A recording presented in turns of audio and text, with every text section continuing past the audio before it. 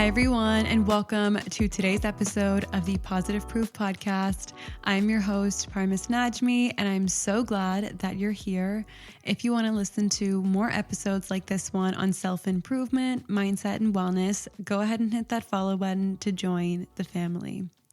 If you listen to not last week's episode, but the episode before that, you'll know that I'm doing this new thing where I kind of just set the scene and give you guys a little bit of a background as to where I'm recording from, what time of day it is, and all that jazz. So it's a Tuesday evening. I've got green tea in front of me as a little bit of a pick-me-up since I am working late tonight. Also, the next few months are a little bit hectic for me as I'm in the process of moving.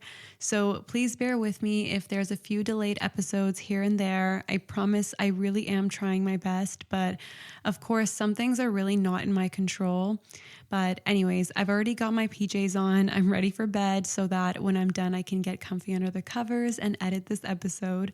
Also, we had our first ever guest on the show last week to talk about stress management, and I would love to know everybody's thoughts on bringing future guests. So let me know if you enjoyed it, and if you have anyone in mind that you'd like to hear from, just shoot me a message and I can definitely try my best to get them on the show. It's definitely very fun and different doing interview style episodes versus, something like this. So as long as you guys enjoy it, I'm happy to continue doing it. But anyways, getting into today's episode, I want to talk about a completely new topic that I haven't ever covered before, not on here and neither on my TikTok or really any social media platform.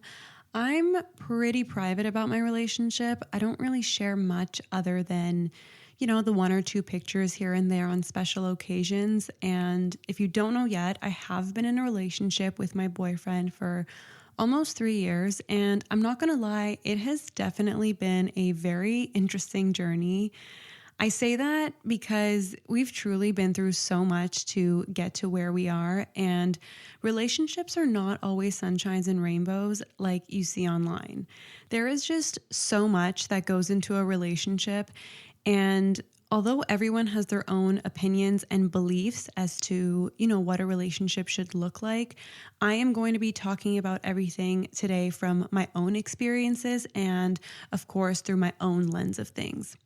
You can either agree with certain things or disagree with others, but I love hearing opposing opinions just to see things from a different point of view. So I really am hoping that this can be the same for you as well. I want to start off by saying that relationships are such a beautiful thing in this world, as cliche as that sounds, and not just romantic ones, but really all sorts of relationships. I think they are a very big part of our happiness and fulfillment in life, and I don't mean to get dark and gloomy about what I'm about to say, but when you are on your deathbed, one of the things you will surely be thinking about is the loved ones around you and the memories that you've had with them. So I live life with this at the back of my mind all the time. And knowing this, I always make sure that the relationships in my life are one of my top priorities. So I put a lot of time, energy, and effort into them. I think that all relationships require that in order to be successful and long lasting. And I do hear a lot of the time people saying that, if a relationship doesn't feel effortless, then it's not meant to be. And honestly, I couldn't disagree more. I think that statement lacks context and doesn't take into account a lot of the things that are the basis of why a relationship exists in the first place. And I will be getting into details of what I mean by that. But on the other end of things, if you're single and not in a relationship, I still think that the things we'll be touching on today can definitely benefit you, especially if you're dating and looking to enter a relationship that is healthy right off the bat. And it may even help you strengthen the boundaries you have, the values you have, and maybe even discuss these things with a potential future partner. But without further ado, I do want to go over 5 things that I think are the foundation of navigating a successful and healthy relationship. The first one being that it's okay to have a set of standards, but you gotta get rid of the unrealistic expectations. And you're probably thinking, well, aren't they the same thing? Yes and no. I say yes because they both involve demanding certain things from your partner and that relationship, but I say no because to have a set of standards means that there is a few things, whether it's appearance, values, beliefs, or behaviors that you'd like to see in your ideal partner. To have expectations from that partner means to expect certain outcomes from every scenario and event in that relationship without really taking into account that people do things differently. So, for example, you're someone who loves flowers and expects their partner to spoil them with flowers often. This is an expectation. However, your standards could look like wanting your partner to be a romantic person. And so they might show this in various ways. He might think that he's being romantic by giving you words of affirmations or setting up date nights for you two. He may not place a high importance, though, on giving you flowers the way that you place that importance on getting flowers. That doesn't mean that he's not romantic or that he doesn't love you. He just expresses himself in different ways. And of course, giving someone flowers is not an unrealistic expectation. This is definitely something you can communicate with your partner and let them know that you love flowers and that it makes you feel appreciated. But I want you to apply this to those unrealistic expectations that you have in your head, especially the ones that are a result of what you see on social media. And one thing you need to know about expectations in life is that the more expectations you have and the more specific they are, the more you're going to be disappointed. The less expectations you have in life, on the other hand, the more you're going to appreciate the things that you receive. So stop convincing yourself that to expect grand things in life is a good thing. Yes, you can connect it with manifestation and dreaming big and reaching for the sky, but there is still a big difference between those things. And if you want to live a happy life, you gotta let go of those expectations. This is, of course, going to take lots of practice if you are someone who constantly thinks in their head, this person should do this and this person should do that. But if you can learn to get there, then I promise you, you will be much more appreciative and happy in that relationship of yours. I too can relate to this because I used to be that girl who had in mind exactly what her boyfriend should be doing and saying, and it wasn't healthy at all. I was never satisfied, and honestly, that's too bad that I even spent a day with that kind of mindset because I wasn't able to see all the nice things that my boyfriend was doing for me. The next thing that can get in the way of a healthy relationship is the whole if he wanted to, he would statement that people say when it comes to grand gestures. Emphasis on grand gestures. I get the intent behind this statement and I do agree with it to a certain extent. Like, if he wants to talk, he will call you to talk, even if it's for 5 minutes. If he misses you, he's gonna come see you. If he wants to know if you're okay, he will make sure that you're okay. Like, for example, when I'm upset or down, my boyfriend really shows me how much he loves and cares about me because immediately he calls me or comes to see me no matter what he's doing. And he does everything he can to cheer me up. Like, literally, he does not stop until he sees a smile on my face. And I think it's really sweet because there have been times where he was super busy with other priorities, but instead dropped everything to make sure I'm good. And this, in my opinion, is the perfect example of if he wanted to, he would. But to the young girls who are listening, or anyone that feels their boyfriend is not doing enough because he's not setting up a grand gesture for you, that is not an indicator of his love for you. My dad and boyfriend are both the same in the sense that they are not creative and are more simple in their acts of love, but there is absolutely no doubt that the love they have for me and my mom is infinite. And I think social media nowadays is definitely ruining a lot of relationships because you now have people not only comparing themselves to other people, but their relationships with others. That's quite literally going to set you up for failure in terms of navigating a healthy relationship. I do have an episode on how to stop comparing yourself to others, and I think you can definitely apply those tips and pointers from that episode to your relationship. So give that a listen when you get the chance. But overall, just remember that not everybody wants a relationship in the same way that you do. People express themselves differently, people prioritize things differently, and people handle things differently. And so the whole if he wanted to, he would, it doesn't really apply in all scenarios, because that partner of yours can, again, love you so very much, but just not show you he loves you in the same way that you want to be shown. And one last thing is communication is such a powerful tool. Some partners are just a bit oblivious and need to be told what to do, and that's okay. There are tons of people like this, and when they are told what to do, they do it in a heartbeat. So in this case, we can kind of reword it as if he knows you want it, he should. The next thing that is probably one of the most important things in a healthy relationship is learning how to fight. Fighting is good. Fighting is healthy. Fighting strengthens the relationship. Fighting is a signal that you care for each other. And I could literally go on, but this is all if it's done in an appropriate way. And just a quick disclaimer, I am not referring to physical fights or any verbal abuse, because these things do not apply to the type of fighting that I'm referring to. The type of fighting that is seen as good and healthy is the type of fighting that I'm referring to, and it involves expressing yourself in a level-headed and logical way. It involves hearing your partner out and really taking the time to understand their point of view, even if it's far different than yours. And it also involves compromise. It's okay for there to be negative emotions involved as well, but the basis of all fighting is because we're all different and we come from different backgrounds. So these differences can ignite a fight. After all, you can't really expect to be dating your own clone.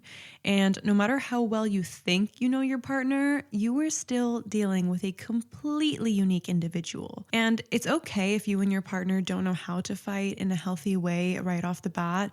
You can learn this along the way, just like my boyfriend and I have been able to reach the point we are now in after literally years of work. Now, if you find you and your partner are fighting now and then, or even more often at the beginning of the relationship, aka when differences between the two of you are unknown, then that shows that you two are in it for the long run and that you care about each other.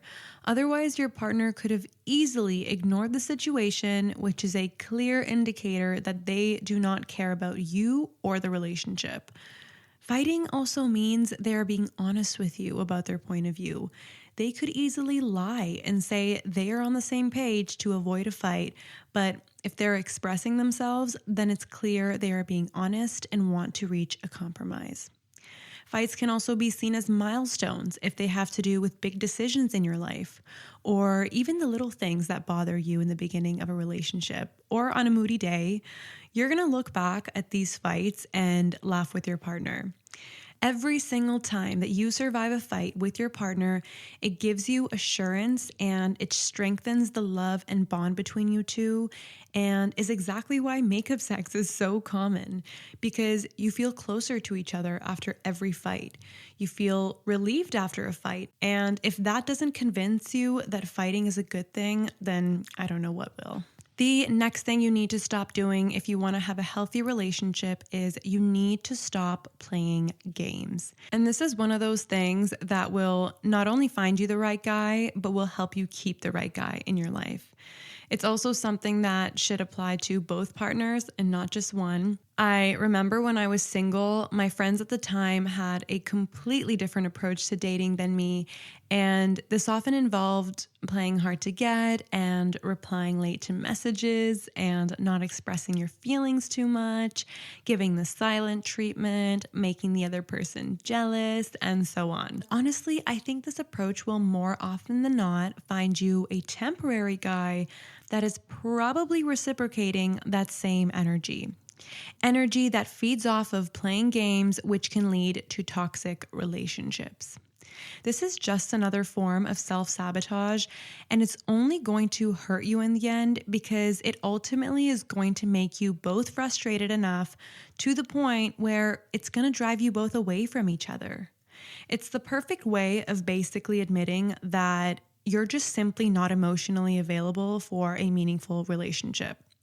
It's also a clear indicator that you're just insecure and that you're unable to form a relationship without the mind games that you set out to play.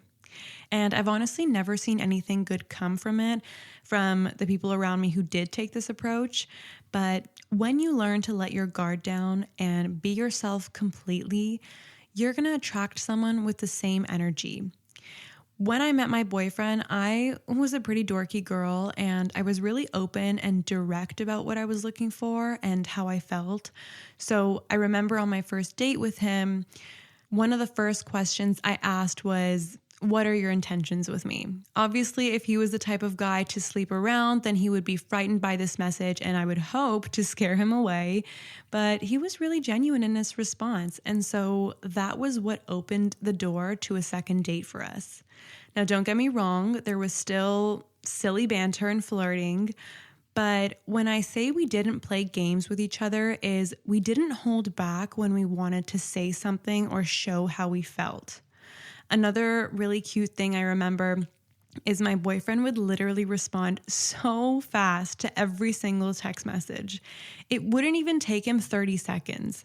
So it was very clear that he was intentional in his actions. But if I had listened to the friends that I had at the time, I would probably not be in the relationship that I'm in. And I blame hookup culture for this dating environment that's been created where everyone feels the need to have a guard up. It's quite unfortunate and it just makes dating difficult overall. But my best recommendation to you is just put your ego aside. Be your utmost self and stop worrying about looking like a fool because this approach will take you so much farther. The last thing that is very important to understand if you want to navigate a healthy relationship is that you need to commit to a full-time effort of being in a relationship. Being in a relationship is not easy, and in fact, it's quite hard if you want to maintain a good one. That is why you always hear the phrase, choose your hard, because being in a relationship is hard. Being married is hard. Being single is hard. You just have to decide which type of difficulty you are willing to endure. It takes a lot of work to keep a relationship strong. There have been multiple times where either me or my boyfriend could have walked away, but we decided we were in it for the long run, and so we always found a way to make it work, and we'll continue to find ways to make it work. We give it our 100%, and not just one of us, but the both of us, because we have committed not only to each other, but to making it work. One thing I am a firm believer in is that love is simply not enough to make a relationship work. Some people might disagree, but in my opinion, that love needs to be accompanied by commitment and a willingness to change and perseverance through hardship and self-control in the sight of temptation and so much more. And so if you find yourself in a pickle because you know how much your partner loves you but still feel unsatisfied because of the way they behave in a relationship, then chances are it's because their love is not accompanied by other things that are also important to you. It's also worth mentioning that yes, I say it's a full-time effort, but it shouldn't feel like a chore or a job or a burden. It should be rewarding and fulfilling, and it should be something you want to work towards without even thinking twice. If you're attempting to walk away at any chance you get, then that signals that you are just not willing to put in that work for that relationship. You don't think it's worthy enough. So whatever situation you're currently in, just know that it takes time and it takes effort, but you have to want to put in that time and effort without it feeling like, again, a job or a chore. So those are the 5 things that I think make up a healthy relationship. And listen, if you or your partner lack in a certain area and find yourself on toxic grounds, then that doesn't mean your relationship is doomed. There is always room for improvement and growth, and I can certainly admit that my relationship wasn't as healthy as it is today. So talk with your partner, recognize where you're wrong, and set out a plan to tackle things differently. Of course, the way that you handle yourself in a relationship will be dependent on numerous factors such as your age and your experience, how many relationships you've been in, the type of love you receive from your parents and friends. It's all connected, and so another piece of advice would be to take the time to really understand yourself and your needs, because the more self-aware you are, the more you'll be able to utilize your strengths and weaknesses to make it work for you and not against you. Lastly, you get to define what is healthy and what's not healthy, so don't rely too much on social media when seeking advice, because I do see a lot of people pointing out little things that they think is toxic when in fact it's just things that are part of being in a relationship. Even myself, the things that I've gone over today, these are just my opinions and ideas of what separates a healthy and unhealthy relationship. It's totally fine if you disagree with one. Again, at the end of the day, you decide what it means to be in a healthy relationship. So to recap, the 5 things that I think are the foundation of any successful and healthy relationship are: number 1, keeping your standards high, but ditching the unrealistically high expectations. Number 2, being aware that grand gestures don't equate to having the perfect partner. Number 3, learning to fight in a healthy way. Number 4, realizing that playing games won't do you any good. And number 5, committing to a full-time effort of being in a relationship. That is a wrap. I do hope you guys enjoyed today's episode. If you did, please leave a review. Your feedback means so much to me. The more people that this podcast reaches, the bigger the positive impact we make. So I would love it if you could do that for me. Also, if you guys have any recommendations as to what you'd like me to talk about in future episodes, definitely let me know, because I am 100% open to recording what you guys want to hear. And if you don't know yet, I do monthly giveaways where a random person will be selected from those of you who do leave a review. The written reviews can be done over on Apple Podcasts, and the ratings can be done on Spotify. Just send me a screenshot and you'll be eligible to win. The winner is announced on upcoming episodes, and if you want an extra entry into the giveaway, make sure to share this podcast or episode via socials and tag me at Parmis Najmi and at Positive Proof Podcast on Instagram. And now it's time to announce the February giveaway winner. Drumroll, please. Thank you so much to Ashley Knoll for leaving an awesome rating. I have a Starbucks gift card waiting to be sent over to you as a token of my appreciation. So message me on Instagram and we'll get that set up ASAP. To everyone else, if you've made it this far, I appreciate you so, so much. And I can't wait to chat with you again in next week's episode. Lots of love, Parmis.